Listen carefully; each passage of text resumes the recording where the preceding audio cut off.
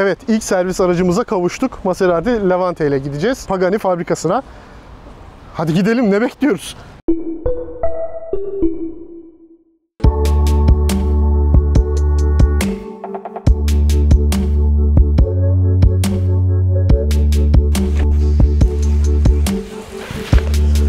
Evet, Maserati'mizle Pagani müzemize geldik.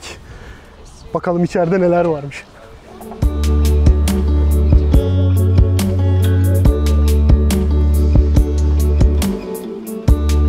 Bir sürü alabileceğiniz şey var. Tabii fiyatlar biraz cep yakıyor, el yakıyor, her şeyi yakıyor. Ama olsun, yine de bir bakalım. İşte benim hastalığım 1/18 modeller. Ama 460 Euro'dan başlıyor fiyatlar. BBR'lar tabii 600 Euro var. Üstte 1/12'ler var. 1967 Euro. Kaç para ediyor o ya? Burada otoart var. 300 Euro'ymuş. 300 Euro'dan başlıyor demek ki. Pagani alan bunu alabilir. Motor var, çok güzel. 888 tane örneği varmış. Bir sürü şapkalar, tişörtler, her şey var ya. Çok fakirim. Çok fakirim.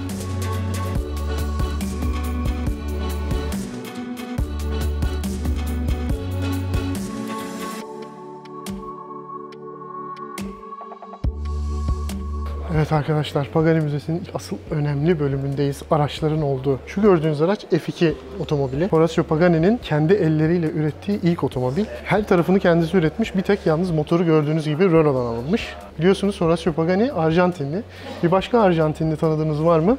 Benim var. Juan Manuel Fangio. Kendisi de yarışlar sayesinde tanışıyor Fangio'yla ve arkadaş oluyorlar. Zaten arkada da fotoğrafını görebilirsiniz. Ondan sonra kendisine gidiyor ve şunu diyor. Ya ben otomobil üretmek istiyorum ve otomobillerin çok güzel üretildiği bir yere, Modena'ya taşınmak istiyorum. Burada yapmak istiyorum işlerimi diyor. Fangio da kendisine yardımcı olmaya çalışıyor. Herkese işte Enzo Ferrari'ye, Lamborghini'ye hepsine yazı yazıyor. İşte bu çocuğu alın diye ama o zamanlar tabii petrol krizi falan var 80'li yıllarda. Hiçbiri almıyor ta ki Lamborghini'ye kadar. Lamborghini kendisini alıyor ve en aşağıdan başlatıyor. 3. seviye imiş en aşağı seviye o zamanlar.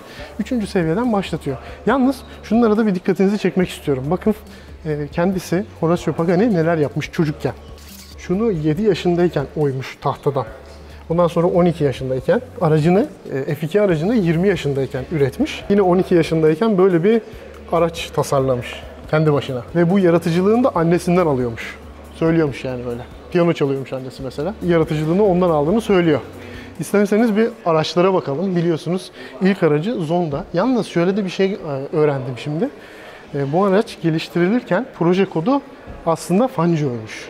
Fangio demişler ama Fangio hayatını kaybetmiş araç piyasaya çıkmadan önce. O da korkmuş ya böyle bir isme layık olabilecek mi diye. Onun için Zonda'ya çevirmiş. Zonda da bir rüzgar ismi bu arada. Güney Amerika'da sıcak bir rüzgarmış. Gördüğünüz gibi Pirelli P0'ları var ve bütün Pagani'lerde göreceksiniz. Hepsi Pirelli P0 kullanıyor ki bunların da bazıları Türkiye'de üretiliyor. Buradaki araçların ilginç bir hikayesi daha var. Şimdi Pagani çok zengin bir firma olmadığı için o zamanlar araçların hepsini satmış. Ondan sonra bunları sahiplerinden geri almak zorunda kalmışlar.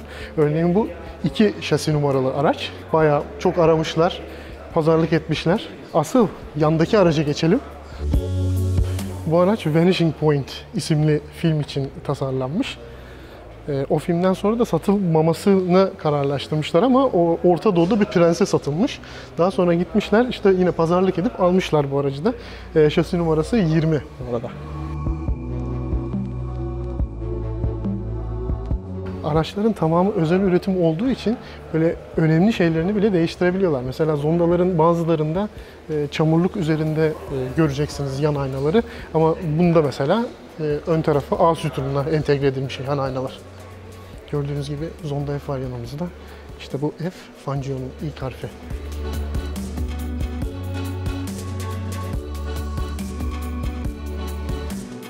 Bu da F'in Roadster modeli. Ve ilginç bir şey anlatalım. Karbon fiber olduğu için araçlar, bu arada Horacio Pagani böyle ilginç materyaller üzerinde çalışmayı Lamborghini'deyken öğreniyor. İşte kompozit malzemeler üzerinde çalışmayı ve araçların hepsinde ilginç malzemeler kullanıyor. Çoğu zaten karbon fiber artı titanyum alışımlar kullanıyor. İşte bu araçta üstü açılıyor olmasına rağmen kupe modelinden bazı zamanlarda daha hafif olabiliyormuş. Araçlar özel üretim olduğu için değişiyormuş. Genelde aynı ağırlıkta oluyor diyor. Dediler biraz önce. Fakat daha hafif olduğu da oluyormuş üstü açılan araçların. Özel üretim deyince tabii Cinque'yi söylemeden geçmeyelim. Üzeri açılabilen bir model gördüğünüz gibi Roadster Cinque. Daha doğrusu Cinque Roadster bu. Sadece 5 tane üretilmiş. 5 örneği var bu aracın. Şu spoilere, şu difüzöre bir bakın ya.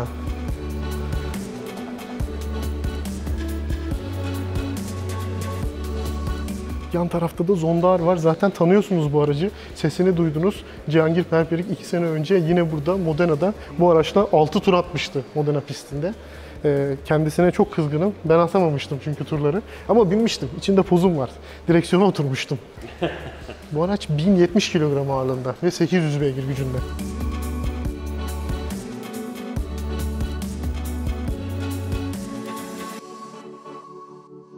Bütün Zonda modellerinde AMG motorları, Mercedes AMG motorları görev yapıyordu ve hepsi atmosferik emişliydi. Ta ki Huayra'ya kadar.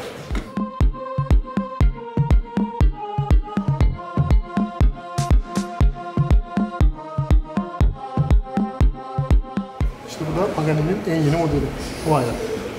Kapılar yukarıya doğru açılıyor, görüyorsun. İçerisi zaten tam bir sanat eseri. Zondalarda da öyleydi. Hiçbir plastik bulunmuyor. Yani metal olarak görülen her şey metal. Titanyum olabilir, alüminyum olabilir. Deri var zaten, karbon fiber var her tarafta. Artı Alcantara'da isteyebiliyorsunuz tabii ki.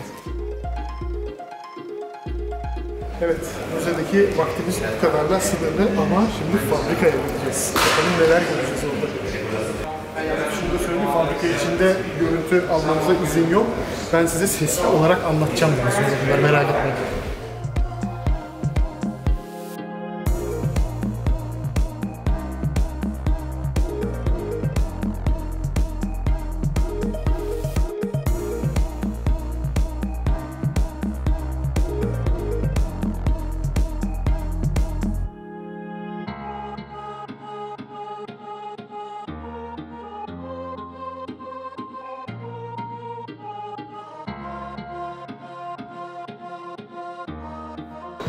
Evet, şu anda Pagani fabrikasının içindeyiz.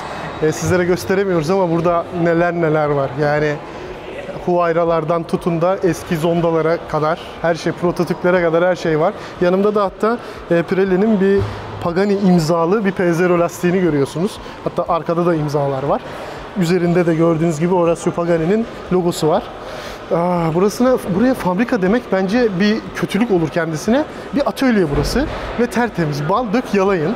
Böyle İtalya'da sanki bir böyle meydandasınız gibi. Sokak lambaları var, işte saat kulesi var falan böyle. Çok ilginç bir yer. Yeşillikler var sağda solda ve tertemiz. Zaten çok da büyük bir gürültü yok duyduğunuz gibi. Yani normal alıştığımız fabrikalarda olduğu gibi hiç robot yok içeride. Tamamen insanlarla yapılıyor ve yani otomasyon diye bir şey yok. Araçlar böyle itiliyor sağdan sola falan. Biraz önce hatta bir tane motor çalışmasını duyduk.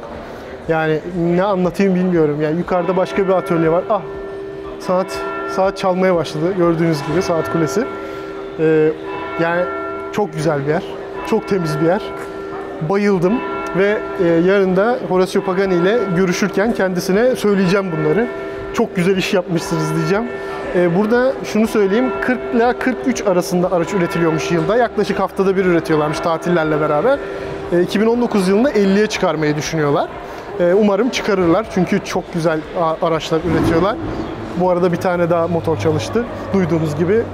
Yani hakikaten yani söyleyecek söz bulamıyorum ya. Söyleyecek söz bulamıyorum. Uzak tutmayın beni araçlardan. Ben gidiyorum. Evet arkadaşlar, Pagani fabrikası, atölyesi diyeyim ve müzesinden aktaracaklarım bu kadar. Gerçekten gelmeyi çok istediğim bir yerde ve Motor One Days kapsamında buraya da uğrayacağımızı öğrenince çok sevinmiştim. Sevineceğim kadar da varmış gerçekten. Çok güzel bir şeydi. Güzel yer. Eğer yolunuz düşerse Modena taraflarına kesinlikle uğrayın derim. İçerisi biraz pahalı ama olsun. Yani göreceğiniz şeyler mükemmel ötesi. Yani ben o kadar çok zevk aldım ki anlatırken. Yani umarım size de birazını aktarabilmişimdir. Bir dahaki videomuzda görüşmek üzere. Kendinize iyi bakın. İyi sürüşler.